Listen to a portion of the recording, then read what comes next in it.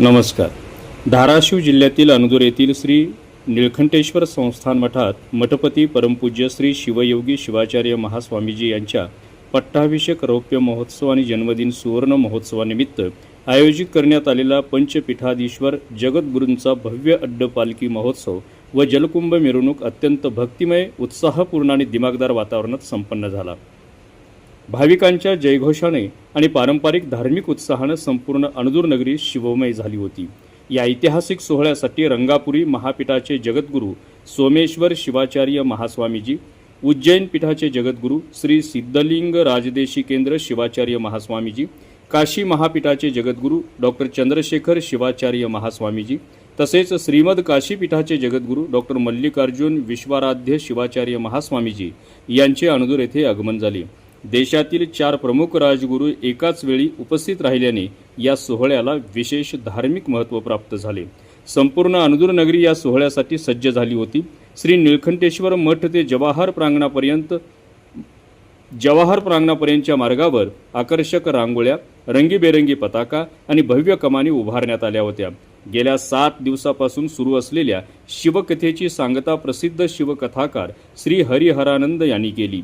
या भव्य मिरवणुकीत सुमारे 5000 महिलांनी शिस्तबद्ध जलकुंभ मिरवणुकीत सहभाग घेतला. पारंपरिक हलगी, ढोल ताशा, झांज पथक, लेझिम आणि सिंग पथकांनी वातावरण भक्तिमय केले होते. तसेच केरळ येथील प्रसिद्ध अट्टम चेंडी कलापथकाने सादर केलेल्या पारंपरिक कलाप्रकाराने उपस्थितांची मने जिंकली. अनदूरकरांसाठी हा सोहळा पर्वणी ठरला.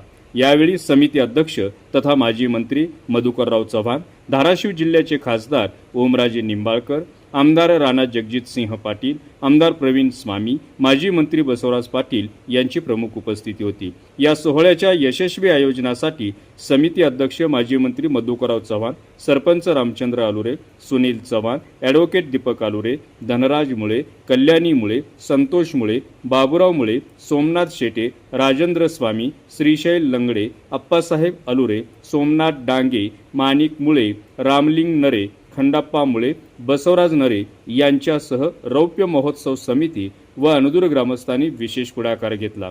या भव्य अड्डपालखी महोत्सवाचे नेतृत्व परमपूज्य शिवयोगी शिवाचार्य महास्वामीजी आणि जेवळी मठाचे मठाधिपती गंगाधर महास्वामीजी यांनी केले.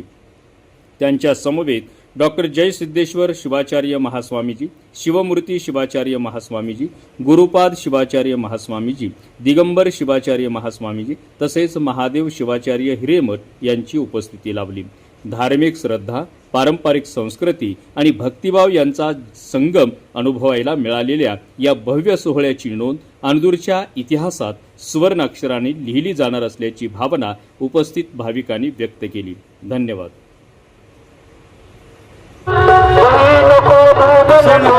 दादा कसं ऐकणार आहे इथे येईल ना दादा. आज कार्यक्रम होत आहे, कसं पाहता या कार्यक्रमाकडे? आज अंदूर येथे 4 जगद्गुरू आलेले आहेत आणि या अतिशय पवित्र पुरुषांच्या सानिध्यामध्ये आज एक प्रचंड मोठा उत्साहामध्ये कार्यक्रम होणार आहे. सर्व जातीच्या धर्माच्या लोकांना बरोबर घेऊन बसवेश्वरांची जी शिकवण आहे त्याच्या बाबतीमध्ये आपल्याला बऱ्याच काही गोष्टी आज प्रवचनाच्या माध्यमातून शिकायला मिळणार आहेत आणि इथे 10,000 पेक्षा जास्त भाविक आज आलेले आहेत. सर्वांचं मनापासून स्वागत करतो आणि इथून जाताना एक मोठी अध्यात्माची शिदोरी घेऊन प्रत्येक जण जाणार आहे.